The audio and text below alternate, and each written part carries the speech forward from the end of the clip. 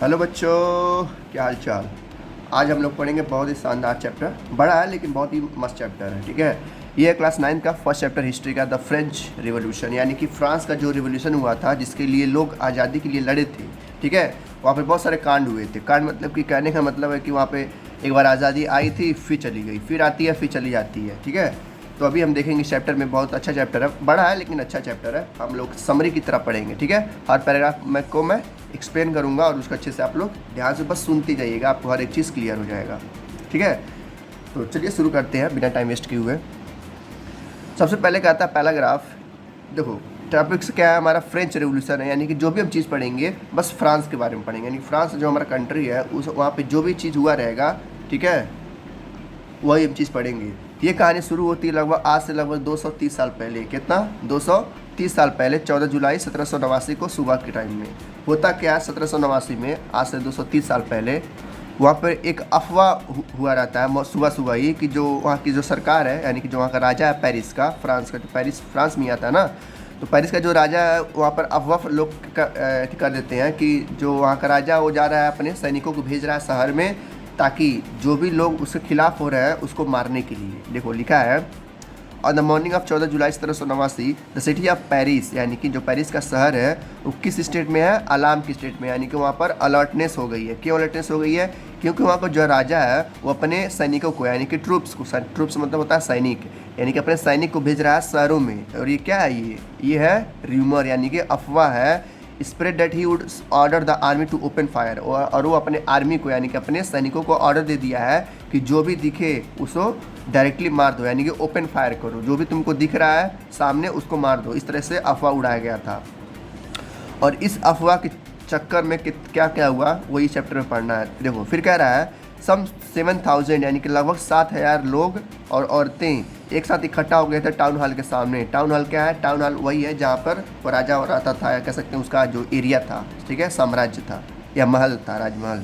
And decided to form people militia, यानी जो 7000 औरतें और मेन इकट्ठा हुए थे, वो लोग डिसाइड किए क्या करेंगे, इस टाउन हॉल को ख़त्म कर देंगे एकजुट होकर। यानी वही लिखा है पीपल मिलिशिया, यानी कि लोग आपस में क्या करेंगे, आर्मी का एक फॉर्म करेंगे आर्मी की तरह, और वो भी लोग बंदूक वगैरह लेके उस टाउन हॉल को, जितना भी उसके अंदर सैनिक होंगे सबको मार देंगे और अपने आप को आज़ाद करेंगे उस राजा से।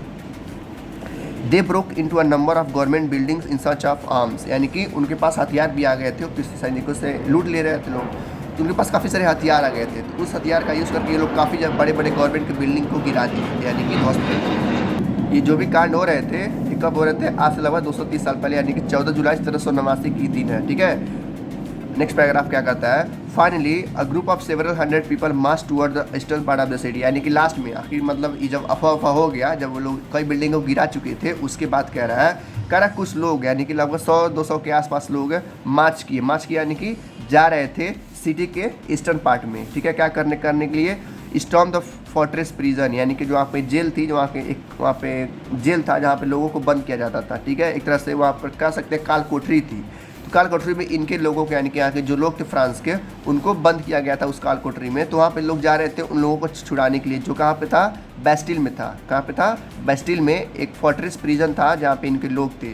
तो ये लोग वहाँ पे जाते हैं और अपने क्या करते हैं, इकट्ठा होकर, यानी कि अपने लोगों को इकट्ठा होकर वहाँ पे गोला बारूद लेके जाते हैं, और वहाँ पे जेल में जो भी सैनिक रहते हैं उनको मार देते हैं, और जेल में जो भी लोग रहते हैं उनको आज़ाद कर देते हैं। तो ये अब लिखा है, कहाँ गया, in the arm fight eight follow the commander of the Bastille was killed, यानी कि जो उस जेल का, जो बेस्टिल का जो जेल का कमांडर रहता नहीं होते हैं, जिसे कहते हैं हम लोग इंडिया में क्या कहते हैं, जेलर कहते हैं। तो वहाँ का जो जेलर था उसका नाम था कमांडर, मतलब कमांडर लोग कहते हैं। तो उसको लोग ये लोग मार देते हैं, और जो भी कैदी रहते हैं उस जेल में सबको क्या कर देते हैं, आज़ाद कर देते हैं और अपने साथ ले लेते हैं। ठीक है, और उसके पहले भी जो बेस्टिल था, यानी कि जो वहाँ का जेल था, सब लोग उस जेल से नफरत करते थे। नफरत इसलिए करते थे क्योंकि जो राजा था वो बहुत ज़्यादा थोड़ा अत्याचारी था। जो भी लोग उसके खिलाफ बोलते थे ला के वो बेस्टिल में बंद कर देता जेल में, इसलिए वो बेस्टिल का जो जेल था सब लोग उससे नफरत करते थे। ठीक है, डिमोनलाइज एंड स्टोन, कि जब वहाँ पे जो कैदी थे उन लोगों को बाहर निकाल दिए, जब आज़ाद कर दिए, तो उस पूरे बेस्टिल को क्या कर दिए लोग, तबाह कर दिए। उस बिल्डिंग को भी ये लोग ध्वस्त कर दिए, गिरा दिए, और जो उसका टुकड़ा था, यानी कि जो स्टोन के फ्रेगमेंट होते हैं, जो छोटे छोटे टुकड़े होते हैं, सब टुकड़े आपस घर उठा ले गए। सोचो, जेल जाते हैं लोग, जेल के जितने भी सैनिक रहते हैं, वहाँ का जो जेलर रहता है, कमांडर रहता है, उसको मार देते हैं, और जेल के अंदर जो भी सैनिक रहते हैं, सॉरी सैनिक क्या है, जो भी वहाँ पे कैदी रहते हैं उनको आज़ाद कर देते हैं। आज़ाद करने के बाद उस जेल को ही क्या कर देते हैं, बिल्डिंग ही पूरा गिरा देते हैं। गिराने के बाद अभी सुनो, गिराने के बाद जो भी उसके टुकड़े होते हैं सब टुकड़े आपस में मतलब घर अपने उठा ले जाते हैं, याद रखने के लिए कि हमने जो बेस्टिल का जेल था उसे तोड़ा था और पूरी तरह से उसको निस्तो नाबूद कर दिया था। तो यहाँ पे लिखा है कि स्टोन फ्रेगमेंट भी क्या कर दिए थे, मार्केट में ला के बेच दिए थे और कुछ लोग अपने घर ले चले गए थे दिखाने के लिए कि हाँ हमने इस हिस्से में पार्ट लिया था, पार्टिसिपेट किया था जिसमें हम बिल्डिंग को गिरा दिए थे। और देखते देखते जब ये जेल गिरा तो देखते ही देखते पेरिस के शहर में भी और कंट्री साइड में भी, कंट्री साइड का मतलब था ग्रामीण इलाके, यानी कि जहाँ पर गांव के लोग बसे होते हैं, तो गांव के भी लोग और शहर के भी लोग काफ़ी ज़्यादा क्या हो रहे थे, दंगे करने लग रहे थे इन राजा के खिलाफ। क्यों राजा के खिलाफ? क्योंकि बहुत ज़्यादा इन पे शासन कर रहा था, बहुत ज़्यादा दिक्कतें खड़ा कर रहा था। ठीक है, तो लोगों को समस्या हो रही थी। देख रहे हो यहाँ पर कितने लोग हैं इकट्ठा हुए हैं, टाउन हॉल है जहाँ पर राजा रहता है। ठीक है, क्या कर सकते हैं, जो भी क्या लिखा है यहाँ पर, हाँ बेस्टिल है, ये जेल है जहाँ पे लोग जाते हैं, उस जेल को कमांडर को मार देते हैं और वहाँ के कैदी को आज़ाद करते हैं, फिर इस पूरे जेल को ही क्या कर देते हैं, ख़त्म कर देते हैं, यानी गिरा देते हैं।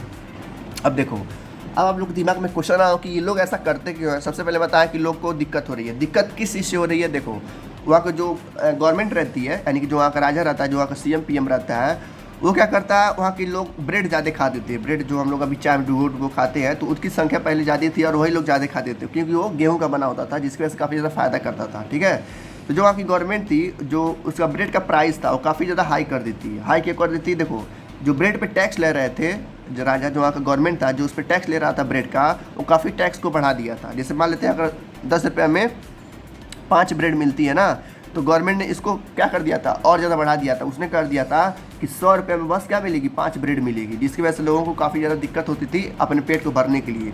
जब इकट्ठा हुए काफ़ी लोग, तो ये हो गया, यानी कि जेल को कई सारी बिल्डिंगों को लोग गिरा दिए, जेल को गिरा दिए, राजा के खिलाफ अपना मोर्चा खड़ा करने लगे। सब लोग एक हो गए थे, यानी गाँव के लोग भी, शहर के लोग भी, सब लोग इसके खिलाफ हो गए थे। क्यों हो गए थे? क्योंकि वहाँ का जो ब्रेड का प्राइस था वो काफ़ी ज़्यादा हाई हो गया था। क्यों आ गया था? उसका टैक्स काफ़ी ज़्यादा हाई हो गया था। फिर कह रहा है जो इतिहासकार है, जो यानी कि जो इतिहास लिख रहे थे उस समय, उन्होंने पीछे देखा, जब यानी कि समय में पीछे देखा, मतलब पूछा किसी से कि पीछे क्या हुआ था जिसकी वजह से इतना ज़्यादा दंगा हो गया, तो उन्होंने देखा कि एक चेन था जो अल्टीमेटली क्या हो रहा था, अमल कर रहा था। यानी कि जो वहाँ का राजा था, यानी कि जो फ्रांस का किंग था, वो क्या कर रहा था, वो अपने काम को इतना मतलब बढ़ा रहा था, उसका लालच इतना बढ़ गया था कि लोगों के साथ क्या कर रहा था, वो बुरा व्यवहार कर रहा था, जिसकी वजह से लोग धीरे धीरे परेशान हो गए थे। ठीक है, जैसे क्या कर रहा था, मान लेते हैं ब्रेड का एग्जाम्पल लेते हैं।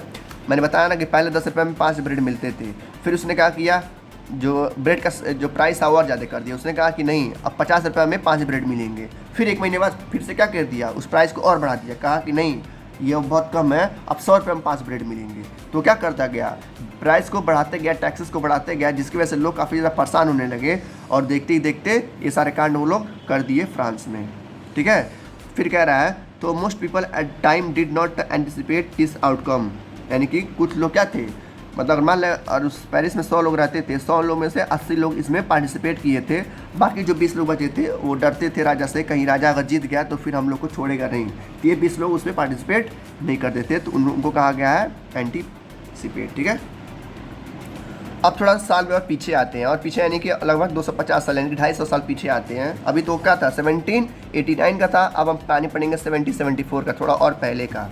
ये टॉपिक आता है French society during the late 18th century, यानी कि जब 18th सेंचुरी खत्म हो रहा था, जब 19th सेंचुरी आ रहा था, तब की बात कर रहा है। जैसे मान नहीं होता है, जब साल खत्म होता है तो साल का आखिरी महीना क्या होता है, नवंबर दिसंबर होता है, तो वैसे ही सेंचुरी जो होती है 100 साल की होती है। एक सेंचुरी मैंने पहले बता चुका है कि एक सेंचुरी में 100 साल होते हैं।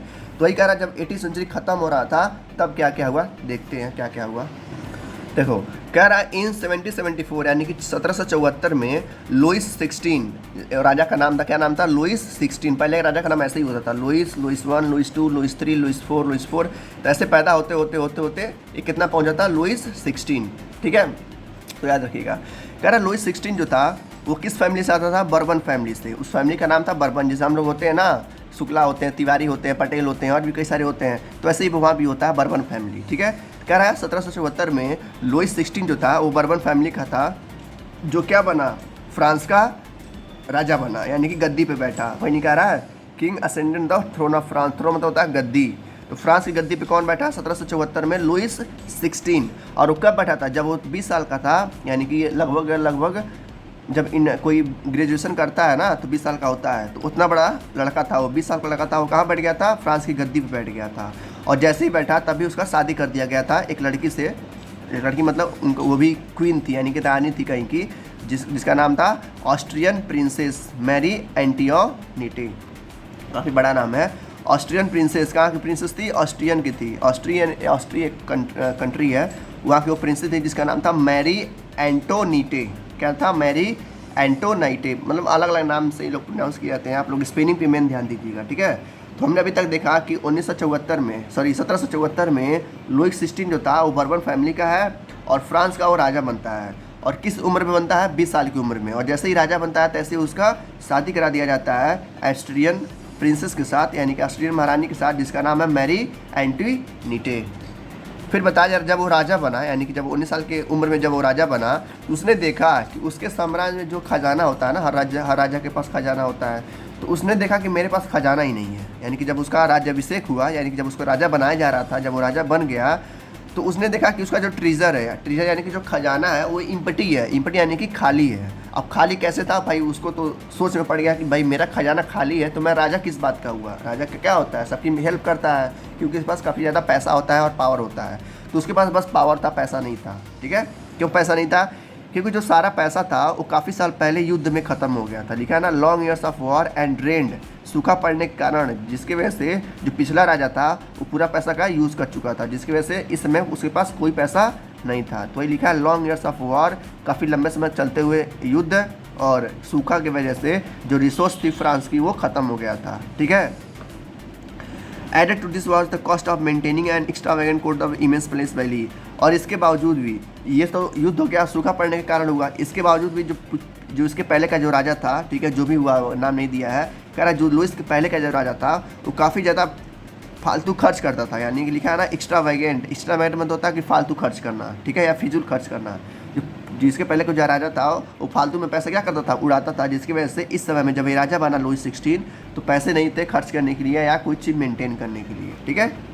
फिर कह रहा है अंडर लुई 16, यानी कि इसके साम्राज्य में, यानी कि इसके अंडर में, इसके पावर में क्या हुआ? France help the 13 American colonies to gain their independence from the enemy Britain. अब कह रहा है जो लुई 16 जब ये राजा बना तो काफ़ी ज़्यादा समझदार था ये, ठीक है। भले ही पैसा नहीं था इसके पास, लेकिन समझदार बहुत था और पावरफुल भी था।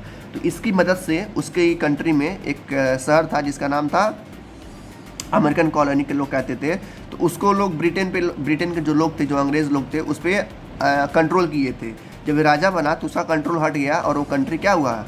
आज़ाद हो गया, यानी कि इंडिपेंडेंस हो गया। यानी कि क्या हुआ? फिर उसको आज़ादी मिल गई। किसके अंडर में? लुइस 16 के अंदर में। तभी तो क्यों आज़ाद हुआ भाई? लुइस 16 काफ़ी ज़्यादा पावरफुल था और साथ ही साथ इसके दिमाग भी काफ़ी ज़्यादा काम करता था। भले ही पैसा नहीं था, लेकिन इसके पास पावर था और दिमाग का पावर था, ठीक है। फिर कहा the war added more than $1 billion livres to a डिबेट had already risen to than more billion livres. मतलब कहने का मतलब जब वॉर होता था उस समय में काफ़ी ज़्यादा पैसे खर्च होते थे। पैसे किस लिए खर्च होते थे? उनके जो सैनिक जो लड़ रहे हैं उनके खाना पाने के लिए, जो सैनिक को मतलब चोट वगैरह लगी है उनके दवा मरहम के लिए, ठीक है।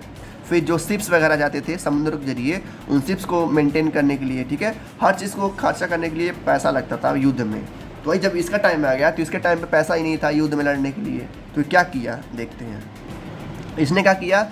वहाँ के जो बड़े बड़े बिजनेसमैन थे फ्रांस में, उसने क्या किया? उन्होंने लोन देना शुरू किया। ले ना, lender who gave the state credit, यानी कि जो स्टेट को, यानी कि उस राज्य को जो क्रेडिट देते हैं, क्रेडिट यानी कि जो लोन देने हैं, लेंडर मतलब होता है उधार देने वाला।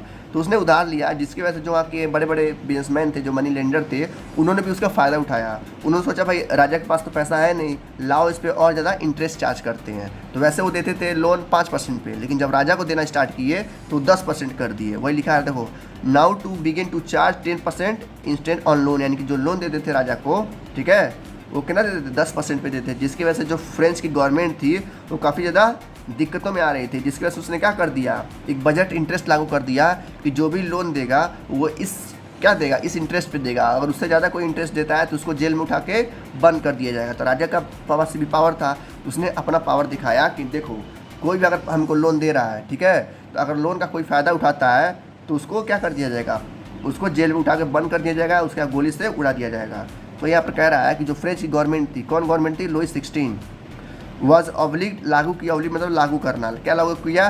Percentage it of its budget on interest payment, यानी कि जो भी लोन दे रहा है उस पर फिक्स्ड इंटरेस्ट लगेगा, उससे ज़्यादा नहीं लगेगा। ठीक है, तो राजा ने एक क्या बोलते हैं, एक इंटरेस्ट लागू किया कि इसके बाद जितना भी पैसा आप देंगे, उधार देंगे, तो 10% से ज़्यादा कोई इंटरेस्ट नहीं लेगा, और कोई से ज़्यादा इंटरेस्ट लेता है तो उसको उठा के जेल में बंद कर दिया जाएगा। फिर कह रहा है कि जैसा हमको पता है कि राजा के पास उतना पैसा था नहीं मतलब चलाने के लिए, तो उसने क्या किया, अपने स्टेट को 3 हिस्सों में डिवाइड कर दिया, यानी कि जो फ्रांस था वो 3 हिस्सों में डिवाइड हो गया। क्या क्या डिवाइड हुआ, देखो यहाँ पर लिखा है, कह रहा 18वीं सेंचुरी में जो फ्रेंच था यानी कि जो फ्रांस था was divided into 3 state. 3 state का मतलब है कि 3 हिस्सों में डिवाइड कर गया। सबसे पहला हिस्सा था फर्स्ट स्टेट, जिसमें क्या आते थे, क्लर्गी आते थे, क्लर्गी यानी कि पादरी वगैरह आते थे, चर्च के लोग आते थे। फिर दूसरा था सेकेंड स्टेट, यानी कि कौन आता था, नोबेल्टी, यानी कि जो बड़े बड़े बिजनेसमैन हैं वो लोग आते थे। ठीक है, और थोड़े नोबेल्टी यानी कि जो बड़े बड़े रिच पीपल हैं जिनके पास मतलब राजा वगैरह अधिकार है, खुद कर सकते हैं राजा वगैरह। ठीक है, राजा ही मान लेते हैं। जो तीसरा स्टेट है उसमें आते थे बड़े बड़े बिजनेसमैन, ठीक है, मर्चेंट, कोर्ट वगैरह, लॉयर्स वगैरह। ठीक है, जो आर्टिसियन हो गए या जो किसान हो गए, फार्मर हो गए या स्मॉल पीजेंट हो गए, वो आते थे थर्ड स्टेट में, जो यहाँ पर अच्छे से दिया गया है। फर्स्ट स्टेट में क्लर्गी यानी कि पादरी या चर्च के लोग, नोबेल्टी दूसरे स्टेट में यानी कि जो राजा वगैरह हो गए, और 3 स्टेट में जो बचे कुचे लोग हैं। ठीक है, तो 3 हिस्सों में क्या कर दिया, फ्रांस को डिवाइड कर दिया, ताकि जो पैसे हैं वो तीनों अलग अलग हिस्से में अच्छे से खर्च हो, ताकि फालतू पैसा बर्बाद ना हो और फ्रांस क्या हो सके, तरक्की कर सके।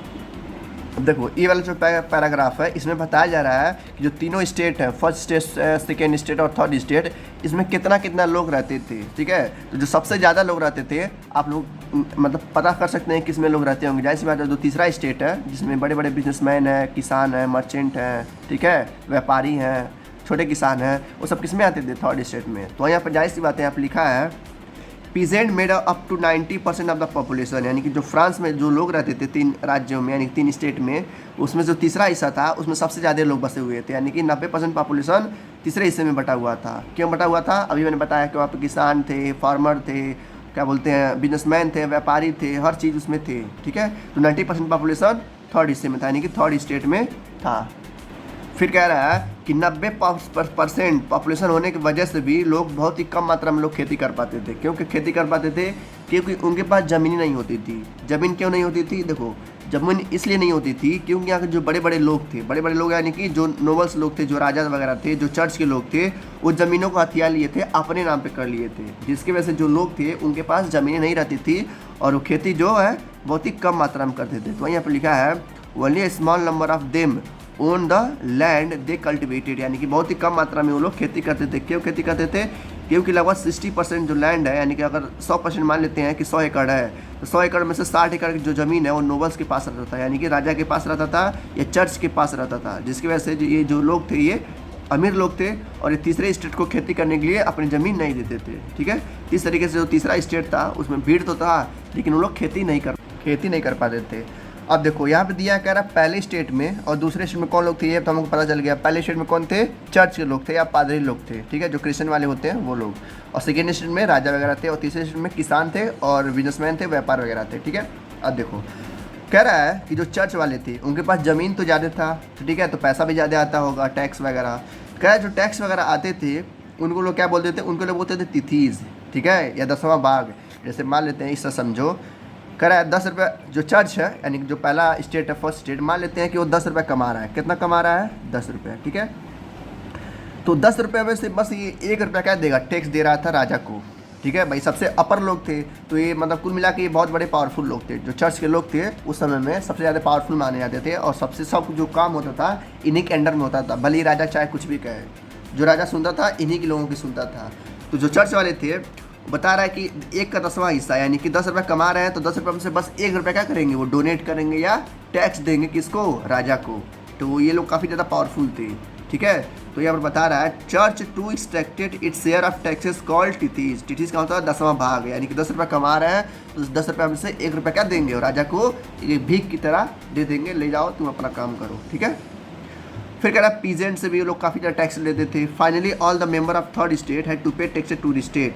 और लास्ट में क्या हुआ, एक ऐसा डिसीजन डिसाइड हुआ इन लोगों के द्वारा, यानी कि फर्स्ट और सेकेंड स्टेट के द्वारा। उन्होंने सोचा देखो हमारे पास तो जो राजा के पास तो पैसा है नहीं, अब राजा के पास पैसा लाना पड़ेगा। पैसा लाने के लिए क्या करना पड़ेगा, टैक्स बढ़ाना पड़ेगा। किसके टैक्स बढ़ाएंगे, किसानों के ऊपर। बाकी जो फर्स्ट स्टेट है उसमें जो चर्च के लोग हैं वो लोग अपना पैसा तो बढ़ाएंगे नहीं टैक्स में। तो उन्होंने आइडिया लगाया, कहा देखो जो तीसरा स्टेट है उसमें लोग ज़्यादा हैं, उसमें 90% लोग किसान हैं और 90% लोग से अगर हम टैक्स थोड़ा बढ़वाते हैं तो पैसा काफ़ी अच्छा खासा हमारे पास आ जाएगा। तो उन्होंने यही काम किया कि टैक्स क्या कर दिया, थर्ड स्टेट से लेना शुरू कर दिया। अब लेना शुरू कर दिया तो उनको लालच बढ़ता गया कि और ज़्यादा टैक्स बढ़ाए, फिर उन्होंने और ज़्यादा टैक्स बढ़ाया। तो वही यहाँ पर लिखा जा रहा है कि article of everyday consumption like salt of tobacco the burden of financing activity of the state through taxes was borne by the third estate alone. यानी कि जो टैक्स पे करता था गवर्नमेंट को या राजा को, वो बस तीसरा स्टेट ही अकेला पे करता था। फर्स्ट स्टेट नहीं देता था, और देता भी था तो बहुत कम रुपया देता था, 1 रुपया 10 रुपये इस तरीके से देता था। ठीक है, जिसकी वजह से जो तीसरा स्टेट था उसको काफ़ी ज़्यादा पैसे पे करने पड़ते थे एज अ टैक्स के तौर पे। तो यहाँ पे लिखा है कि जो तीसरा स्टेट है वो अकेले ही कम से कम 80% जो टैक्स है वो अकेले ही देता था, जिसकी वजह से उनको काफ़ी ज़्यादा दिक्कतें होती थी रहने खाने और जीने में, तीसरे स्टेट को, यानी किसान, बिजनेसमैन, व्यापार लोगों को। इस पिक्चर में दिखाया गया है किस तरीके से जो राजा है वो टैक्स लोग दे रहे हैं। ये है कौन है, ये राजा मान लेते हैं, और ये कौन है, ये तीसरे स्टेट के लोग हैं, यानी कि जो गरीब लोग हैं। तो यहाँ देखो फल वगैरह देने आया है, पैसा वगैरह देने आया है, चावल वगैरह दे रहा है। इस तरीके से लोग मतलब क्या करते थे, मजबूरी में उनको देते थे टैक्स वगैरह। भाई जीने के लिए तो करना ही पड़ेगा। तो लोगों को धीरे धीरे बुरा लगता गया। उसका रिजल्ट क्या आएगा अभी हम देखेंगे आगे टॉपिक पे। सेकंड टॉपिक आता है द स्ट्रगल ऑफ सर्वाइव, यानी कि कैसे वो लोग अपना दिन भर का जो है काम वगैरह करके सर्वाइव करते थे। भाई जाहिर सी बात है, मान लो अगर जो तीसरे स्टेट की बात हो रही है, यानी कि जो तीसरे स्टेट में लोग रहते हैं किसान वगैरह, मान लो दिन भर काम करते हैं, 12 घंटा काम करते हैं, 12 घंटे में 100 रुपया कमा रहे हैं। ठीक है, अब 100 रुपया में से क्या कर रहे हैं बेचारे, 30 रुपये से 40 रुपये कहाँ देते रहे हैं, टैक्स देते रहे हैं। यानी कि इनके पास कितना बच रहा है, 70 रुपये या 60 रुपये बच रहे हैं।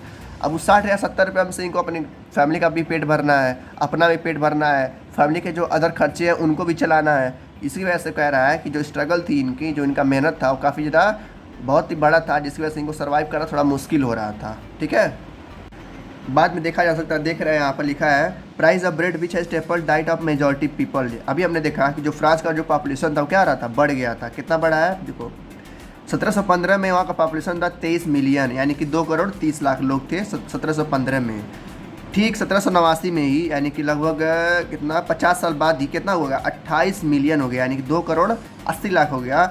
जिसके वजह से सबसे ज़्यादा असर जो पड़ा वो पड़ा खाने पे। ठीक है, खाने पे क्यों, देखो 1715 में ही जो वहाँ की गवर्नमेंट थी वो क्या कर दिया था, जो ब्रेड का टैक्स था वो पहले ही बड़ा कर दिया था। ठीक है, टैक्स बड़ा हो गया था, यानी कि 100 रुपये में बस कितना मिल रहा था, 5 ब्रेड मिल रहे थे। ठीक है, जिसकी वजह से लोगों को खाने में दिक्कत हो रहा था। अब फिर देख रहे हैं 1789 में वो पॉपुलेशन कितना हो गया है, 28, यानी कि 2 करोड़ 80 लाख हो गया है। जिसके वजह से सोचो जब उसी समय में, यानी कि 1715 में ही इतना दिक्कत हो रहा था खाने की वजह से, तो 28 जब मिलियन हो गया पॉपुलेशन, तब कितना दिक्कत होगा। तो यहाँ पर सब जो दिक्कतें हैं वो सब क्या होने वाला है, एक बहुत बड़ा कह सकते हैं कि दंगा होने वाला है इस गवर्नमेंट के खिलाफ। ठीक है, तो दंगा इसीलिए हो रहा था क्योंकि गवर्नमेंट क्या कर रही थी, हर बार टैक्सेस को बढ़ा दे रही थी, जिसकी वजह से जो लोग थे इस स्टेट के वो दे नहीं पा रहे थे पैसे।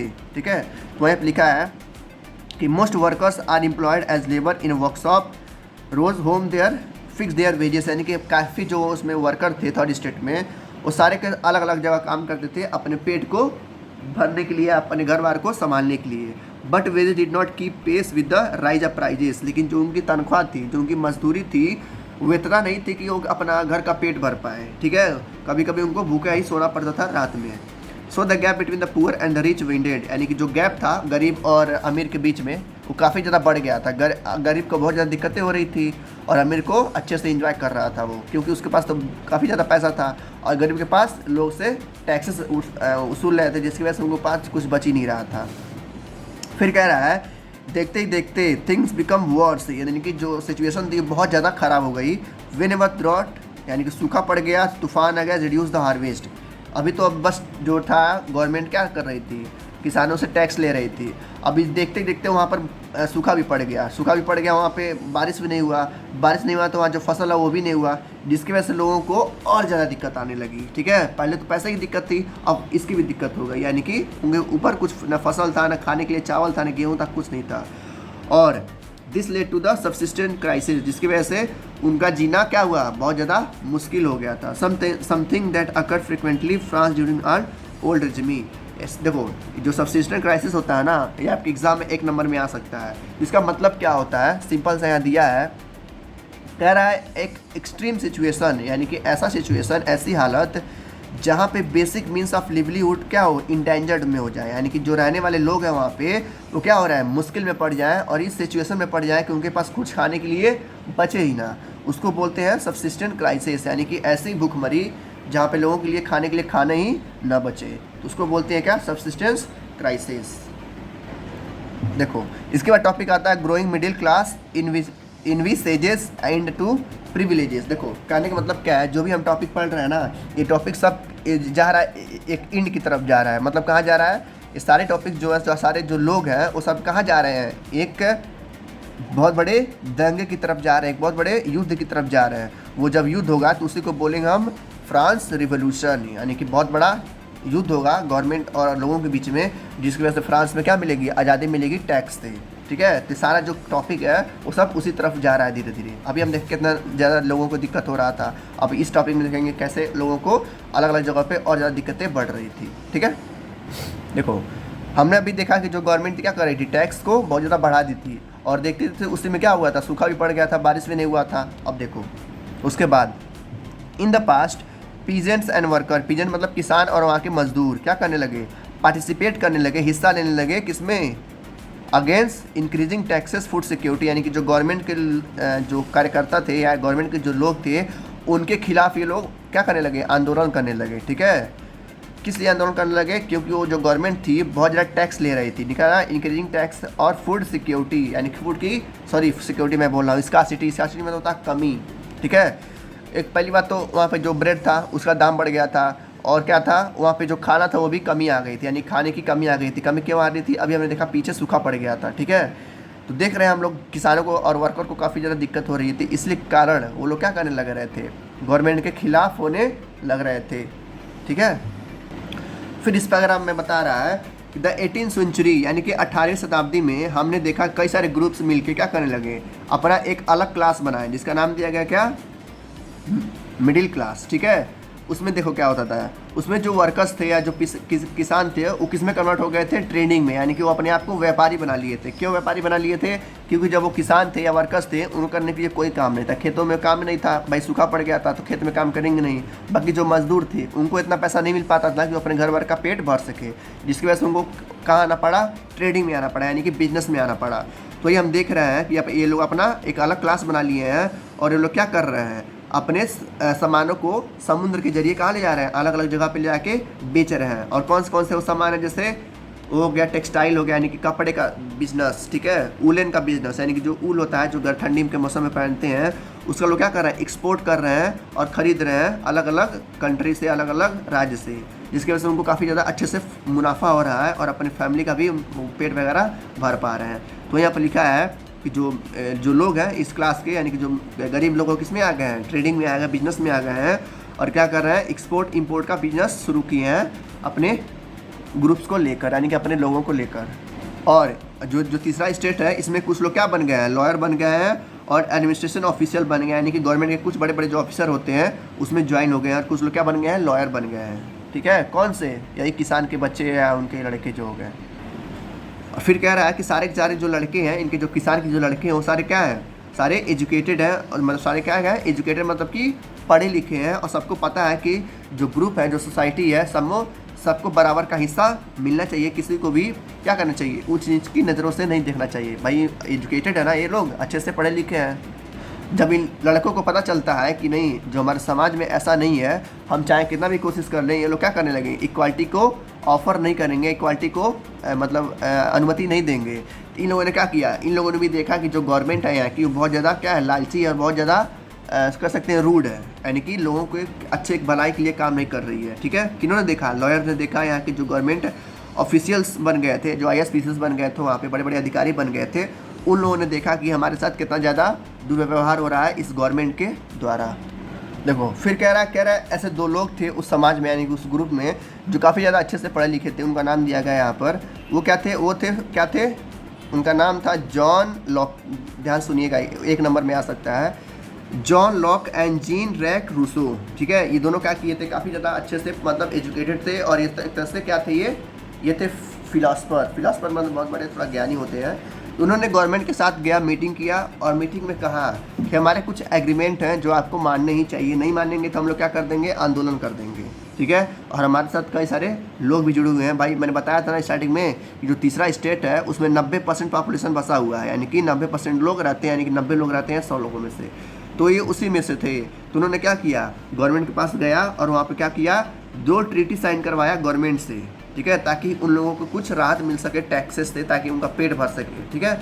तो ये काफ़ी अच्छे काम किए थे, अच्छे से डिटेल में नहीं बताया गया है, बस इतना बताया गया है कि जॉन लूक और जीन जैक्स रूसो ने गवर्नमेंट ट्रीटी साइन किया था, 2 ट्रीटी साइन किए थे, जिसकी वजह से उनको राइट मिल सके, यानी कि उनको अधिकार मिल सके अपना काम करने के लिए और थोड़ा टैक्सेस को कम पे करना पड़े, जिसकी वजह से उनका डेली का लाइफ चल सके। तो ये फ़ायदा हुआ उनके पढ़ने लिखने का, उनके लॉयर बनने का, ठीक है। जब मतलब ये जो दोनों लोग थे फिलोसफर थे, जब इन दोनों लोगों ने उस गवर्नमेंट का मतलब जो भी एग्रीमेंट था वो साइन करवाया, तो साइन करवा के बाहर आए, ठीक है। तो लोग देखें कि अगर हम भी लोग इकट्ठा हो जाते हैं, हम भी लोग थोड़ा हिम्मत जुटाते हैं, तो हम भी चाहे तो इस गवर्नमेंट के खिलाफ मोर्चा निकाल सकते हैं और हम भी अपनी बातों को मनवा सकते हैं, ठीक है। तो जो वहाँ के राइटर्स थे, यानी कि जो वहाँ के बुक्स वगैरह लिखते थे, जो वहाँ के मतलब न्यूज़ वगैरह लिखते थे, उन्होंने क्या किया, उस बुक में, वहाँ के मैगजीन्स में, वहाँ के पेपर में छपा कि 2 लोग यानी कि 2 फिलासफर मिलके ये ट्रीटी साइन किए हैं। तो ये सारा बात जो था, ये जो सारा एग्रीमेंट था, ये पूरे शहर में फैल गया, जिसकी वजह से लोगों को पता चला कि अगर हम ग्रुप्स बना लें, यानी कि इकट्ठा हो जाएं, तो हम क्या कर सकते हैं, इस गवर्नमेंट को हम मतलब अपने बात के लिए मनवा सकते हैं। तो यहाँ पे लिखा है the news that Louis 16 plan to impose further taxes, यानी कि जो लुइस 16 था वो प्लान किया था क्या करने के लिए, और ज़्यादा टैक्सेस को बढ़ाने के लिए। लेकिन वहाँ के जो लोग थे वो काफ़ी ज़्यादा गुस्सा हो गए थे, काफ़ी ज़्यादा मतलब गुस्से में आ गए थे, जिसकी वजह से क्या हुआ, गवर्नमेंट के खिलाफ वो लोग क्या करने लगे, प्रोटेस्ट करने लगे, यानी कि आंदोलन करने लगे कि आप जो भी कर रहे हैं तुरंत बंद करिए, नहीं तो हम लोग क्या करेंगे, हम फिर से जो क्या बोलते हैं, आपके खिलाफ मोर्चा निकाल लेंगे और आपके सैनिकों को भी हम मारना शुरू करेंगे।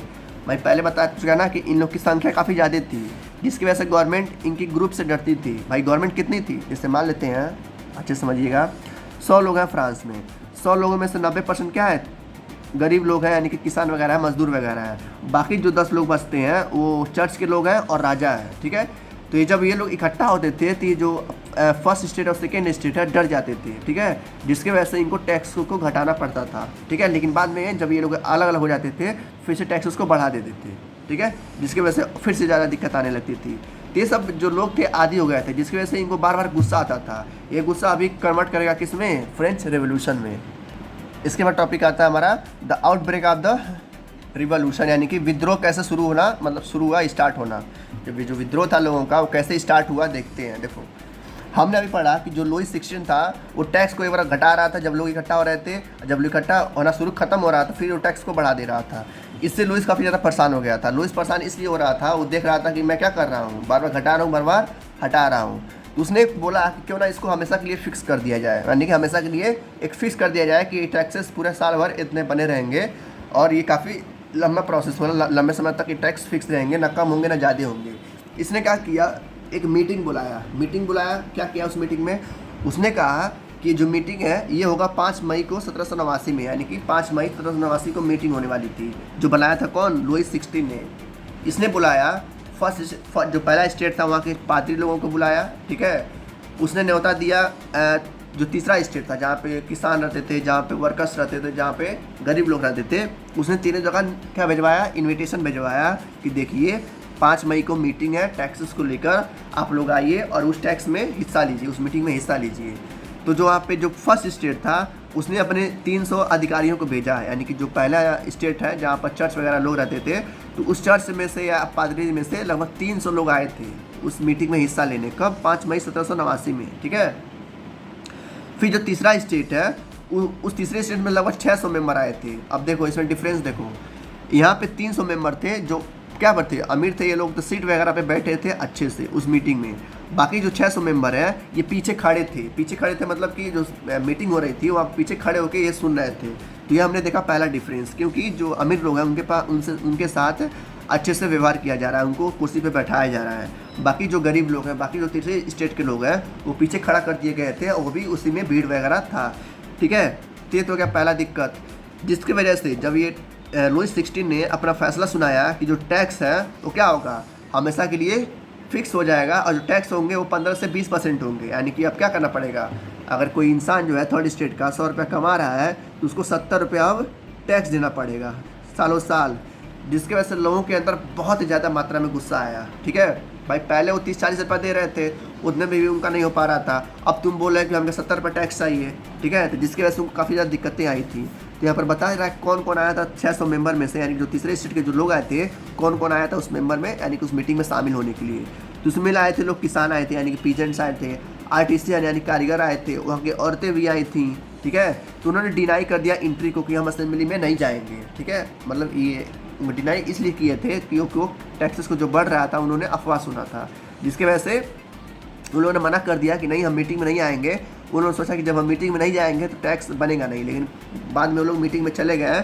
लेकिन जब उन्होंने ये सुना कि टैक्सेस काफ़ी ज़्यादा बढ़ गए हैं तो उन्होंने 40,000 लेटर लिखा, किसको, राजा को, टैक्स को कम करने के लिए। ठीक है, उन्होंने डिमांड किया कि आप इतने ज़्यादा टैक्स हमसे नहीं ले सकते हैं, अगर आप इतने ज़्यादा टैक्स लेते हैं हमसे तो हमारे पास कुछ बचेगा ही नहीं, हमारे पास कुछ खाने पीने के लिए बचेगा ही नहीं। उन्होंने 40,000 क्या लिखे, लेटर लिखे। तो जो नियम बन रहा था उस नियम को पास करने के लिए वहाँ पर वोटिंग हुआ। वोटिंग मतलब कि चुनाव हुआ। चुनाव मतलब बहुत बड़ा चुनाव नहीं हुआ, मतलब लोगों को बताया गया कि आप अपने हाथ खड़ा करिए जिसको मंजूर है, और जिसको नहीं मंजूर है वो हाथ ना खड़ा करें। जो वहाँ के लोग थे यानी कि जो फर्स्ट स्टेट के लोग थे उनको तो भाई टैक्स देना ही था, तो अपने सारे हाथ क्या कर लिए, खड़ा कर दिए। सब लोगों ने वोट दिया कि हाँ हम तैयार हैं, हम इतना टैक्स देने के लिए तैयार हैं। भाई उनके पास पैसा था, वो तैयार हो ही जाएंगे। लेकिन जो तीसरा स्टेट था उनको काफ़ी ज़्यादा दिक्कत हुई। उन्होंने क्या किया, डिमांड किया कि ऐसा वोटिंग नहीं होगा, हम लोग सारे लोग इकट्ठा वोट देंगे, इसलिए वोट देंगे कि हमको इतना टैक्स नहीं दे, मतलब हम नहीं दे पाएंगे। इसलिए क्या होगा, जो वोटिंग होगा वो अच्छी तरह से होगा, पूरे गवर्नमेंट में, पूरे फ्रांस में होगा। तो राजा ने क्या कर दिया, सीधे सीधे डिनाई कर दिया कि नहीं, वोटिंग यहीं पर होगा, और जिसको सहमत है वो बताओ, जिसको नहीं सहमत है वो बाहर चले जाओ, जो नियम वो पास तो होगा ही।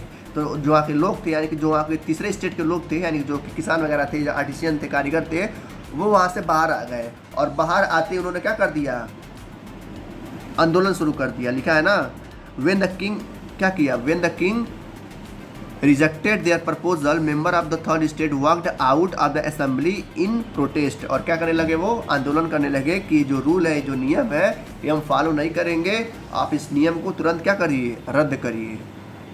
इस तरीके से लोग आके क्या करने लगे, बाहर आके प्रोटेस्ट करने लगे।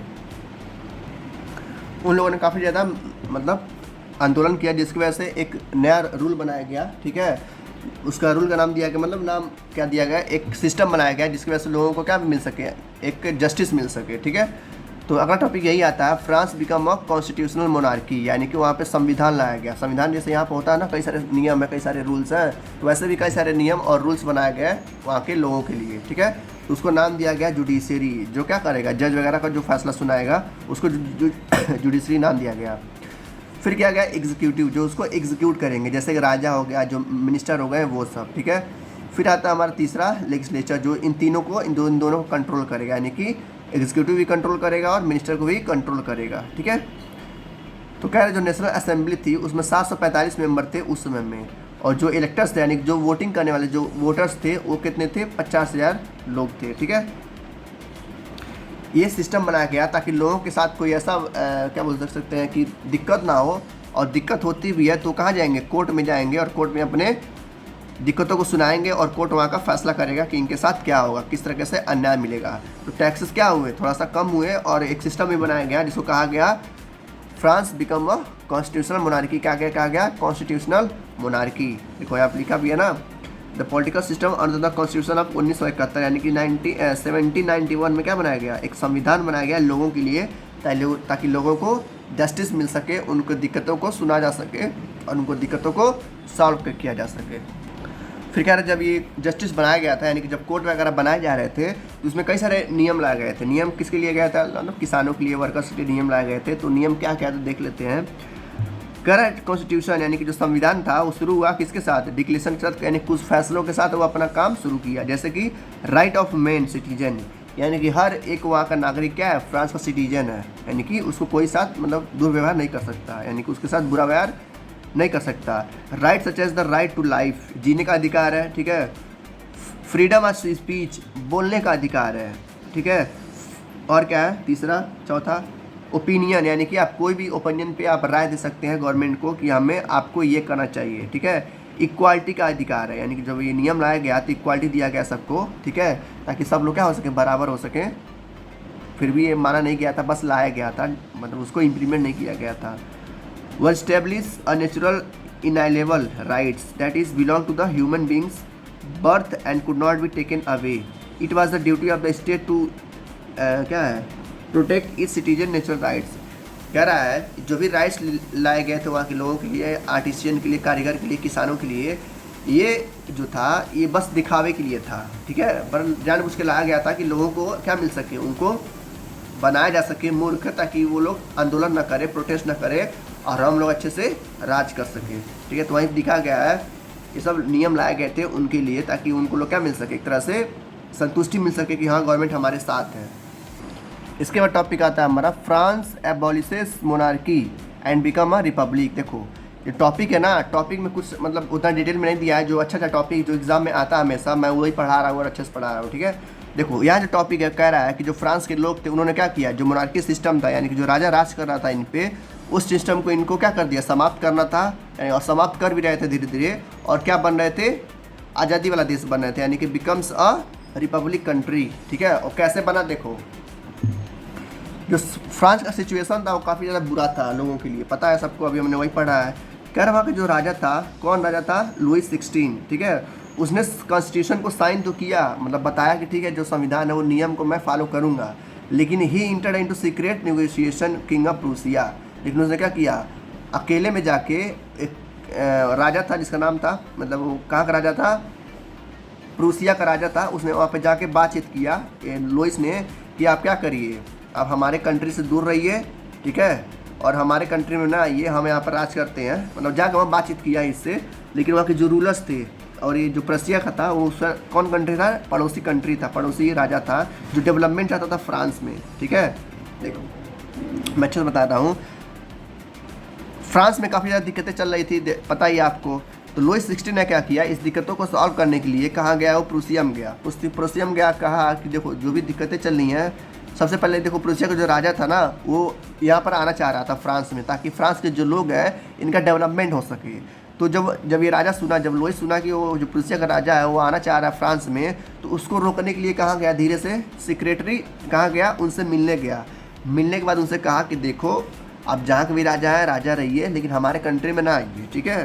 तो ये ऐसा करने गया था, लेकिन बात नहीं बनी। बात क्यों नहीं बनी, क्योंकि जो राजा था यहाँ का प्रूसिया का, वो चाहता था डेवलपमेंट हो फ्रांस में, और वहाँ के जो लोग हैं, ठीक है, वो अच्छे से लाइफ बिता पाएँ अपने फैमिली के साथ, ठीक है। जिसकी वजह से वहाँ पे जो एक युद्ध हो गया, ठीक है। युद्ध किसके बीच में हुआ, प्रूसिया और ऑस्ट्रिया के बीच में। और युद्ध क्या हुआ था, जो प्रूसिया के जो लोग थे वो क्या करते, वो राजा के खिलाफ लड़ते थे, यानी कि राजा के जो भी वहाँ राजा था उसको हटा के एक ऐसा कंट्री बनाते थे जहाँ पे लोगों का अधिकार चले, ठीक है। तो इसलिए जो लुई 16 था इनसे डरता था प्रूसिया से, ताकि ये लोग फ्रांस में ना घुस पाए। अगर फ्रांस में घुस गए जो इनके सैनिक हैं वो हम लोग को हरा देंगे, ठीक है। इसीलिए बातचीत करने गए थे, लेकिन बातचीत का कोई हल नहीं निकला, ठीक है। जिसकी वजह से आखिर क्या हुआ, बाद में क्या हुआ, प्रूसिया और ऑस्ट्रिया में लड़ाई हो गया। लड़ाई में क्या हुआ, यहाँ के जो लोग थे फ्रांस के वो पार्टिसिपेट करने लगे उस लड़ाई में, ताकि ये भी क्या कर सके, उस राजा को अपने कंट्री में ला सकें जीतने के बाद लड़ाई, और हमारा भी कंट्री क्या हो सके, फ्रीडम पा सके, आज़ादी पा सके। और कई सारे सैनिक यहाँ के, मतलब कई सारे लोग जो यहाँ के थे फ्रांस के, वो जाके इसके आर्मी में क्या हुए, ज्वाइन होने लगे। तो वही लिखा है यहाँ पे, थाउजेंड्स ऑफ वॉलंटियर्स, ठीक है, from the provisions to join army. Join इसलिए लोग कर रहे थे, मैं बताया ना अभी, कि वो लोग उस राजा को अपने कंट्री में बुलाना चाह रहे थे, ताकि वो राजा आए और हमारे लिए उस जो लुईस है उससे लड़े, ताकि हमको क्या मिल सके, आज़ादी मिल सके, ठीक है। तो उन्होंने गया, वो ऑस्ट्रेलिया को हराया भी और वापस लाया। वहीं पर एक गाना बना, गाना यानी कि एक नेशनल एंथम बना फ्रांस का, जिसका नाम दिया गया मार्सिले। बाद में उसको क्या कर दिया गया, एंथम बना दिया गया फ्रांस का। भाई जो सैनिक लड़ते जाते हैं ना तो गाना गाते हैं, तो गाने से थोड़ा उनको जोश मिलता है। जैसे भारत का गाना क्या है, जनगण मन है या वंदे मातरम है, ठीक है, इस तरीके से वहाँ भी गाया जाता था, जिसका नाम दिया गया क्या, मार्सेलेसी। मतलब अलग अलग नाम से लोग पुकारते हैं, ठीक है। स्पेलिंग आप लोग ध्यान दीजिएगा, तो हो सकता है वन वर्ड में पूछते हैं कि जो फ्रांस का नेशनल एंथम था वो क्या नाम था। तो क्या नाम था, मार्सियलेसी, या मेयार SEILLAISC, ठीक है, मार्सियलेसी, ठीक है। ये गाना कब बना था, जब प्रोसिया और ऑस्ट्रिया में क्या हो रहा था, युद्ध हो रहा था, और फ्रांस के लोग भी उसमें पार्टिसिपेट कर रहे थे, ठीक है। तभी ये गाना या नेशनल एंथम बनाया गया था फ्रांस का, ठीक। और आखिरकार मतलब बाद में जब सब कुछ खत्म हो गया, युद्ध खत्म हुआ, तो वो लेके आए यहाँ पे फ्रांस में लेकर आए और राजा के खिलाफ क्या कर दिए, एक नया युद्ध छेड़ दिया। और जिसकी वजह से जो आकर जो लुइस था वो क्या किया, 1992 या 93 में उसकी डेथ हो गई, और जो फ्रांस था वो क्या बन गया, एक आज़ाद वाला देश बन गया, यानी कि एक रिपब्लिक वाला देश बन गया। वहाँ पे देखो लिखा है the newly elected assembly was called the convention, यानी कि जब लुइस ख़त्म हो गया, जब उसका शासन ख़त्म हो गया, तो एक नया असेंबली बना जो लोगों के हिसाब से बना था, जिसका नाम था कन्वेंशन नाम था, ठीक है। ऑन 21 सितंबर 1792 यानी 1792 में इट एबॉलिश द मोनार्की, यानी कि जो मोनार्की सिस्टम था वो ख़त्म हो गया, ठीक है। और एक नया सिस्टम आया जिसको कहा गया फ्रांस रिपब्लिक, यानी कि जो फ्रांस है वो क्या हो चुका है, आज़ाद हो चुका है लुइस के शासनों से, ठीक है। As you know a republic is a form of government, यानी कि जो रिपब्लिक होता है इस तरह का गवर्नमेंट होता है जहाँ पे लोगों के द्वारा चुना जाता है गवर्नमेंट, ठीक है।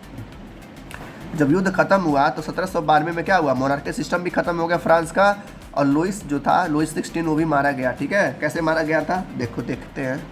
देखो यहाँ पे लिखा है Louis 16 was sentenced to death by a court on the charge of treason। देखो जो कोर्ट था, जो कोर्ट बनाया गया था, उसी के द्वारा कोर्ट बनाया गया था ना, उसी के कोर्ट ने उसी को क्या कर दिया है, बना दिया गया, राजद्रोह बना दिया गया, जिसके वजह से उसकी मौत हो गई थी कब, 1793 में ही।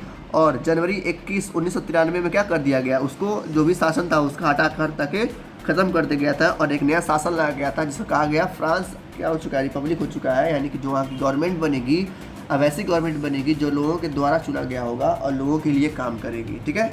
तो ये बहुत ही बेहतर हुआ था। कब हुआ था, 1793 में, यानी कि 2 साल बाद। अब देखो मैंने स्टार्टिंग में बताया था ना कि फ्रांस के पास आज़ादी आती है, यानी कि फ्रांस आज़ाद होता है, लेकिन फिर बाद में क्या होता है, वहाँ पे नॉन डेमोक्रेसी आती है, फिर डेमोक्रेसी आती है, फिर नॉन डेमोक्रेसी आती है। तो यहाँ पर फिर से लिखा है जो टॉपिक है, तो क्या टॉपिक है, द रीगेन ऑफ टेरर, यानी कि शासनकाल। देखो 1793 में क्या हुआ था, फ्रांस आज़ाद हुआ था, यानी कि ऐसा कंट्री बन गई थी जहाँ लोगों के द्वारा गवर्नमेंट को चुना जा सकता था। तो वहाँ पर वोटिंग हुआ 1793 में, और एक गवर्नमेंट को चुना गया जिसका नाम था रोबिस्पायरी। क्या नाम था, रोबिस्पायरी। जब इसके पास फ्रांस का पावर आ गया, फ्रांस को कंट्रोल करने के लिए पावर आ गया, तो ये भी क्या हो गया, ये भी बहुत बड़ा लालची बन गया। लालची यानी कि बहुत बड़ा, मतलब एक तरह से गुंडा बन गया, अपने आप को गुंडा समझने लगा कि सारा पावर मेरे पास है। इसने भी काफ़ी ज़्यादा हद कर दिया था। क्या हद कर दिया था, देखो ये कहता था कि जो भी मेरी बात नहीं मानेगा, ठीक है, जो भी मेरे खिलाफ जाएगा, चाहे इसके पार्टी के मेंबर हो, चाहे फर्स्ट स्टेट के मेंबर हो, चाहे सेकेंड स्टेट के मेंबर हो, चाहे थर्ड स्टेट के मेंबर हो, उसको तुरंत उठा के जेल में बंद कर देता था या उसको मार देता था। वही लिखा है यहाँ पे, all those who he saw as a enemy, या जिसको वो देखता था कि उसका दुश्मन है, तुरंत उठा के जेल में बंद कर देता था, ठीक है। कौन बंद करता था, रॉबस्पायरी। 1793 1794, यानी कि साल भर इसने क्या किया था, वहाँ पे राज किया था फ्रांस में, जिसकी वजह से क्या किया, वो अपने सारे दुश्मनों को उठा के जेल में बंद कर दिया या तो मार देता था, ठीक है। तो वही बताया जा रहा है कि फ्रांस में क्या हुआ, फिर से एक तरह से देखा जाए तो क्या आ गया था, एक तरह से कह सकते हैं डिक्टेटरशिप आ गया था, जहाँ से रॉबस्पायरी क्या कर रहा था, वहाँ पे कंट्रोल कर रहा था वहाँ पे लोगों को। फिर यहाँ पे लिखा कि Robespierre government issued law placing a maximum ceiling on wages and prices. उसने भी क्या कर दिया, जो भी उनकी तनख्वाह थी, मीट वगैरह था, ब्रेड वगैरह था, उसका प्राइस क्या कर दिया, फिक्स कर दिया, मतलब कि एक तरफा बना दिया कि जो भी प्राइस होगा वो क्या करना पड़ेगा, जो भी आप फ़ायदा कमाएंगे उसका कुछ % गवर्नमेंट को देना पड़ेगा। वही यहाँ पर लिखा है कि transport their grain to the city and sell it as fix prices by the government, यानी गवर्नमेंट के द्वारा जो प्राइस किया गया, फिक्स किया गया है, उसके अलावा और कोई प्राइस नहीं होगा, और जो भी फ़ायदा होगा उसका कुछ हिस्सा गवर्नमेंट को देना पड़ेगा। किसने कहा, रॉबस्पायरी ने कहा। जिसकी वजह से लोगों को फिर से क्या होने लगा, दिक्कतें होने लगी, और लोग भी क्या होने लगे, पछताने लगे कि इसको हम किस लिए गवर्नमेंट में खड़ा किए हैं। तो साल भर इसने खूब अच्छे से क्या किया, फ्रांस का गवर्नमेंट को अच्छे से यूटिलाइज़ किया और लोगों को परेशान किया। किसने, रॉबस्पायरी ने। फिर बताया जा रहा है कि जो रॉबस्पायरी का जो नियम था वो बहुत ही दयाहीन था, यानी कि उसका जो नियम था बहुत ही सख्त था। सख्त इसलिए था कि जो जो भी उसकी बात नहीं मानता था उठा के जेल में डाल देता था, ठीक है, कारावास में डाल देता। जिसको देखते हुए साल भर बाद यानी कि जुलाई 1794 में, यानी कि 1793 में उसको बनाया गया था वहाँ का गवर्नमेंट, और 1794 में क्या कर दिया गया, उसको अरेस्ट कर दिया गया था वहाँ की लोकल क्या बोलते हैं आर्मी के द्वारा, ठीक है, उठा के उसको जेल में बंद कर दिया गया। कब? जुलाई 1794 में। फिर उसका भी शासन ख़त्म हो गया। देखो इसके बाद टॉपिक आता है did women have a revolutionary, यानी कि जो औरतें थी फ्रांस की, क्या वो भी इस पार्टी में, यानी कि जो यहाँ का जो प्रोटेस्ट होता था, जो वहाँ के आंदोलन होता था, वो भी पार्टिसिपेट करती थी? जी हाँ, और बहुत ही बेहतरीन तरीके से। यानी कि जो वहाँ की औरतें थीं वो हिस्सा लेने के लिए पीछे नहीं हटती थी। ऐसा नहीं है कि वो डरती थी। वहाँ की सारी औरतें क्या करती थी, इस घोड़े पे सवार होके उस गवर्नमेंट के खिलाफ लड़ती थी। वहाँ पे पोस्टर दिखाया गया है कि आपसे पूछ रहा है, ऐसा क्वेश्चन आ सकता है 2-3 नंबर में, कि क्या फ्रांस की औरतें भी पार्टिसिपेट करती थी उसमें आंदोलन में? तो आप लिखेंगे यस, ठीक है, क्योंकि जो युद्ध हुआ था 5 अक्टूबर 1789 में, जब लुइस था, ठीक है, लुइस 16 था, तो उस समय में जो युद्ध हुआ था उसमें औरतें भी शामिल हुई थी, ठीक है। वो यहाँ पे लिखा गया है कि कई बार, एक बार नहीं कई बार जो औरतें थी क्या करती थी, अपने आप को शामिल करती थी किसी भी युद्ध के लिए, ठीक है। तो औरतें भी काफ़ी ज़्यादा समझदार थी और युद्ध में हिस्सा लेती थी अपने देश को आज़ाद कराने के लिए, ठीक है। और बस औरतें ही नहीं, औरतें की जो लड़कियां थी, उनकी जो छोटी बड़ी लड़कियां थी, वो भी क्या करती थी, हिस्सा लेती थी। इसे यहाँ पर लिखा है only daughters of nobles of wealthier member of the third estate could study a convent. मतलब बताया जा रहा है कि जो उनकी लड़कियां होती थी बड़े बड़े नोबल्स की, यानी कि पादरी की, वो बड़े बड़े कॉन्वेंट स्कूलों में पढ़ाए जाते थे। लेकिन ये जो इनकी जो लड़कियां होती थी, यानी कि थर्ड स्टेट वालों की, किसानों की या मजदूरों की, वो क्या करते थे लोग, वो जाके आंदोलन में हिस्सा लेते थे, अपने कंट्री को आज़ाद कराने के लिए लोग लड़ते थे। देखो यहाँ पर लिखा भी है लास्ट में कि लगभग 60 क्लब बने था औरतों का फ्रांस में, यानी कि उस समय में 17 की मतलब 18th सेंचुरी में औरतों का लगभग 17 क्लब था। जैसे क्लब मतलब एक संस्था नहीं होता है, हर एक ग्रुप होता है अलग अलग नाम से। तो वैसे ही जैसे आपकी क्लास होगा, मान लेते हैं आपका क्लास 9th है, तो 9th में कई सारे सेक्शन होंगे, कई सारे स्कूलों में सेक्शन ही नहीं होते हैं, तो सेक्शन मान लेते हैं ग्रुप है। तो वैसे ही 1700 में, यानी कि 18th सेंचुरी में फ्रांस में भी क्या बना था, औरतों का ग्रुप बना था। और कितना ग्रुप बना था, लगभग 60 ग्रुप बना था औरतों का, जिसमें इसीलिए यहाँ पर लिखा भी गया है the society of revolutionary and Republican women was the most famous of them. यानी कि जो फ्रांस का रिवोल्यूशन हुआ था उसमें बस औरतें ही नहीं, उसमें मतलब इंसान ही नहीं, मतलब जो पुरुष है, जो मेल है, वही बस नहीं, वहाँ की डॉटर भी, वहाँ की फीमेल भी लोग हिस्सा लिए थे अपने देश को आज़ाद कराने के लिए। इसीलिए वहाँ का जो युद्ध है, यानी कि जो आज़ादी के लिए लोग लड़े थे, वो काफ़ी ज़्यादा फेमस हुआ था इसी के कारण, क्योंकि वहाँ औरतों के साथ साथ उनकी लड़कियां भी, उनके हस्बैंड भी, उनके भाई भी, सब लोग क्या कर रहे थे, पार्टिसिपेट कर रहे थे उस गवर्नमेंट को हटाने के लिए।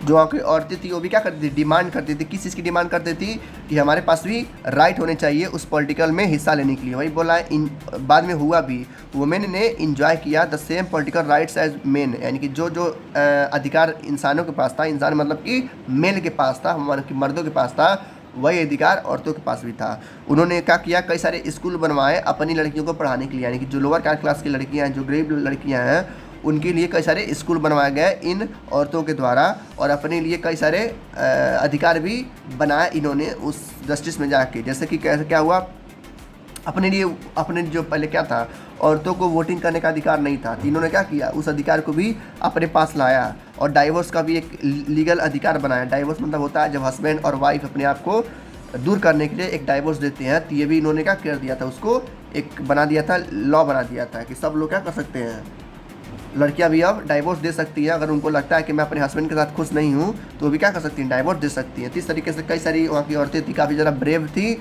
और पढ़ी लिखी थी, जिसकी वजह से वो अच्छे से ये सब कर पाती थी। देखो यहाँ पर बताया गया है, it was finally 1946 that women in France won the right to vote. यानी कि मैंने बताया ना अभी ऊपर कि राइट टू वोट, यानी कि वोटिंग के अधिकार के लिए भी वो लोग क्या की थी, प्रोटेस्ट की थी, लेकिन उनको वोटिंग का अधिकार मिला नहीं था। लेकिन 1700 में नहीं मिला था, लेकिन 100 सालों बाद, यानी कि लगभग 1700 में वो स्टार्ट की थी, और 1900 में, यानी कि 1946 में वुमेन औरतों को भी क्या मिल गया, वोट देने का अधिकार मिल गया। और वो भी क्या कर सकती है, वोट दे सकती हैं, अपने गवर्नमेंट को चुन सकती है फ्रांस में। देखो इसके बाद टॉपिक आती है, आखिरी टॉपिक है ये हमारी चैप्टर की, द अबॉलिशन ऑफ स्लेवरी। देखो अबॉलिशन मतलब होता है ख़त्म करना, और स्लेवरी मतलब होता है दासी। जो पहले के अमेरिका के जो लोग थे, बड़े बड़े अमेरिका के जो लोग थे, इसमें दिखाया गया इस पिक्चर में, वो लोग साउथ अफ्रीका से लोग को पकड़ के लाते थे ज़बरदस्ती और अपना नौकर बना के रखते थे, जैसे इस पिक्चर में दिखाया गया है, दिखा रहा यहाँ पे 2 लोग हैं और ये 2 लोग क्या हैं, ये जो 2 लोग हैं गरीब लोग हैं, अफ्रीका के लोग हैं, ब्लैक ब्लैक पीपल हैं। तो उनके साथ काफ़ी ज़्यादा मतलब इस तरीके से वो लोग व्यवहार करते थे जैसे वो कोई नौकर हो, जैसे कोई जानवर हो, ठीक है। तो उनको क्या कहा जाता था, ब्लैक अफ्रीका के लोगों को निग्रोस कहा जाता था। क्या कहा जाता था, निग्रोस। देखो यहाँ पर दिया है कि निग्रो का मतलब क्या होता है। निग्रो का मतलब होता है एक ऐसे लोग जहाँ पर पाए जाते हैं, अफ्रीका में पाए जाते हैं, सहारा में। It is derogatory term not in common use any longer, यानी कि देखा जाए तो मतलब ये बहुत ही गरीब लोग थे और इनको अफ्रीका से लाया जाता था अपना नौकर बनाने के लिए। जितने भी उस समय के जो बड़े बड़े अंग्रेज़ थे, ठीक है, बड़े बड़े अंग्रेज यानी कि जो गवर्नमेंट ऑफिशियल थे, बड़े बड़े जो बहुत बड़े बड़े बिजनेसमैन थे, बहुत बड़े अमीर अमीर लोग थे, वो लोग अफ्रीका से निग्रोस को मंगवाते थे, यानी कि अफ्रीकन लोगों को मंगवाते थे अपना नौकरी वगैरह कराने के लिए और ज़बरदस्ती उनको मारते पीटते थे और सारा काम उन्हीं से करवाते थे, ठीक है, किससे, निग्रो से। मतलब एक तरह से मतलब एक फैशन चला हुआ था कि जिसके पास निग्रो होंगे वो बहुत बड़ा आदमी है। तो वो लोग ज़बरदस्ती पकड़ के लाते थे बेचारों को और अपना नौकरी वगैरह करवाते थे और पैसा भी बहुत कम देते थे, खाने पीने के लिए भी नहीं देते थे और उनको मारते पीटते भी रहते थे ये लोग। ये सब जब बीतता गया तो लास्ट में यानी कि 1808 की बात कर रहा है, यानी कि 1700 ख़त्म हो रहा था और 1808 में यानी कि 10-15 सालों बाद एक नया कह सकते हैं एक चेहरा आया जिसका नाम था क्या, नेपोलियन। आप लोग नाम सुना होगा, नेपोलियन बोनापार्ट, यही था, बहुत बड़ा मतलब पावरफुल था ये। और इसका मतलब एक अच्छाई ये थी कि ये चाहता था लोगों को आज़ादी मिले, ठीक है। इसकी अच्छाई एक ही थी और वो थी लोगों को आज़ादी दिलवाना। वही यहाँ पर लिखा गया है, कहाँ गया, हाँ, वो विश्वास रखता था कि लोगों को क्या मिलना चाहिए, आज़ादी मिलनी चाहिए, फ्रीडम फॉर द पीपल, यानी कि जो वहाँ के जो उसके लोग हैं, ठीक है। इसका माना यह था कि जो मेरे लोग हैं, जो मेरे कंट्री के लोग हैं, जो मेरे देश के लोग हैं, उनको पूरी तरह से आज़ादी मिलना चाहिए और उनका ध्यान रखना मेरी जिम्मेदारी बनती है, ठीक है। ये इसका अच्छा था। और बुराइयाँ इसमें काफ़ी ज़्यादा थी। बुराइयाँ ये थी कि जो भी कंट्री थी आसपास की, ठीक है, वो अपने कंट्रोल में ले लेता था, वहाँ के लोगों को मारता था, पीटता था और क्या करता था, उठा के जेल में डाल देता था अपने एम्पर को बनाने के लिए। तो यहाँ पर बताया जा रहा है, इसका कंक्लूजन है जो इसका परिणाम आता है, कह रहा 1804 में एक राजा आया जिसका नाम था नेपोलियन बोनापार्ट, ठीक है। और अपने आप को क्या बताया, वो एम्परर ऑफ फ्रांस, यानी कि फ्रांस का राजा बताया। किसने, नेपोलियन बोनापार्ट ने, जिसका नाम था नेपोलियन बोनापार्ट। ये आ सकता है 3-4 नंबर में, ठीक है। तो आप लिख सकते हैं कि बोनापार्ट ने अपने आप को ही क्या बनाया था, एम्परर बनाया था फ्रांस का। अगर अगल बगल जो भी कंट्री थी, यानी कि फ्रांस के अगल बगल जो भी कंट्रीज थी, वो सब पे क्या कर रहा था, ये धीरे धीरे इनेबल कर रहा था, यानी कि अपना शासन ला रहा था उस कंट्री को जीत करके, ठीक है। काफ़ी ज़्यादा पावरफुल था ये, कौन, नेपोलियन। और हर जहाँ जहाँ वो जीतता गया वहाँ वहाँ अपने फैमिली के लोगों को बिठाता गया ताकि दूसरा कोई वहाँ पर आके राज ना करे। तो वहीं पे लिखा है, आप देखो, क्रिएटिंग किंगडम्स, यानी कि वो बड़े बड़े साम्राज्य बनाता गया और हर साम्राज्य अपने फैमिली के मेंबर को बिठाता गया ताकि जो उसका साम्राज्य है इसके अंडर में रहे और कोई राज न कर सके। Napoleon saw his role as a modernising of Europe. Napoleon जो है अपने आप को एक मतलब भगवान की तरह देखता था कि ताकि जो है यूरोप है, हम ही इसको क्या करेंगे, अच्छे से विकास करेंगे, हम ही अच्छे से डेवलप करेंगे, मतलब अपने आप को एक भगवान समझता था, ठीक है। कौन, Napoleon. He introduce many such law of protection of private property, यानी कि उसने कई सारे नियम बनाए गए ताकि लोगों को क्या मिल सके, उनको सिक्योरिटी मिल सके और लोगों को फ्रीडम मिल सके उनके मतलब बड़े बड़े लोगों से। जैसे वहाँ के जो लोग थे वो गरीब लोगों पे अत्याचार कर देते, तो वो इसको मतलब पसंद नहीं था। वो चाहता था कि सबको क्या मिले, इक्वालिटी मिले और सबको आज़ादी मिले जीने का। और देखते ही देखते हर जगह पे क्या हुआ था, नेपोलियन की आर्मी हर जगह पे आ गई थी। और फिर लास्ट में करा 1815 में, यानी कि लगभग 10 साल बाद, 10 साल तक ये क्या किया, राज किया। और 10 साल बाद वाटरलू के एक जंग हुआ जिसका नाम क्या नाम पड़ा, वाटरलू। ये आप याद रखिएगा, एक नंबर में पूछ सकता है कि 1815 में, यानी कि 10 साल बाद, जब वो 10 साल तक राज कर लिया, 10 साल बाद एक युद्ध हुआ जिसका नाम दिया गया वाटरलू। उसमें वो हार गया था, कौन, Napoleon. Many of his measures that carried our revolutionary idea of liberty and modern has been part of the Europe and in fact people of the Napoleon had left। जब नेपोलियन हार गया तो उसके जाने के बाद जो भी वो नियम बनाया था, जो भी लोगों के लिए किया था, वो सब क्या हुआ, धीरे धीरे बर्बाद होना शुरू कर दिया। यानी कि जो नया राजा था वो भी उतना अच्छा नहीं था। इसलिए मैं स्टार्टिंग में कहा था कि जो फ्रांस है उसके साथ बहुत ही ज़्यादा, मतलब पूरे कंट्री के साथ ही बहुत ज़्यादा दिक्कतें हुई हैं। एक बार आज़ादी मिलती है फिर चली जाती है, फिर आज़ादी मिलती है फिर चली जाती है। तो इस तरीके से फ्रांस में कई बार होता रहा। जैसे ही नेपोलियन आया तो लोगों के लिए अच्छा काम किया, जब ये गया 10 साल बाद फिर से क्या हुआ, फिर दिक्कतें शुरू हो गई। इस तरीके से कह सकते हैं फ्रांस में आती गई दिक्कतें और फिर जाती गई दिक्कतें कह सकते हैं। आओ सनम जाओ सनम हो गया था यहाँ पे। फिर कह रहा है ये सब तो होता रहा, लास्ट में कब, 19वीं सेंचुरी में, यानी कि 19वीं शताब्दी में, यानी कि 1800 के आसपास जब ये सब खत्म हुआ, तो 1800 के बाद ये, ठीक है, सबसे बड़ा जो युद्ध था वो था, कौन था, फ्रेंच रिवोल्यूशन, जो चैप्टर का नाम ही है। लास्ट में क्या हुआ, फ्रेंच रिवोल्यूशन हुआ, मतलब सारे जो लोग थे रेल कंट्री के, सब बहुत ज़्यादा परेशान हो गए थे, टैक्स से परेशान हो गए थे, नियम से परेशान हो गए थे, उनको खाने पीने का सामान नहीं था, मतलब कुल मिला के एकदम उनकी सीमा जो थी वो ख़त्म हो गई थी सैनिक की। तो बाद में सब लोगों ने मिलकर क्या किया, एक फ्रेंच रेवोल्यूशन किया, सारे जो गवर्नमेंट थी उनके खिलाफ अपना क्या किया, एक रेवोल्यूशन फैलाया कि अब बहुत हो गया, अब हमसे सहन नहीं होगा, अब हम क्या करेंगे, इस कंट्री को पूरी तरह से आज़ाद करेंगे। तो वही था सबसे बड़ा रेवोल्यूशन, जिसको कहा गया फ्रेंच रेवोल्यूशन। जिसके बाद 19वीं शताब्दी में क्या हुआ, फ्रांस पूरी तरह से आज़ाद हो गया और वहाँ के लोग भी पूरी तरह से आज़ाद हो गए। तो यही था बस चैप्टर, ठीक है। मिलते हैं नेक्स्ट चैप्टर में, तब तक के लिए गुड लक।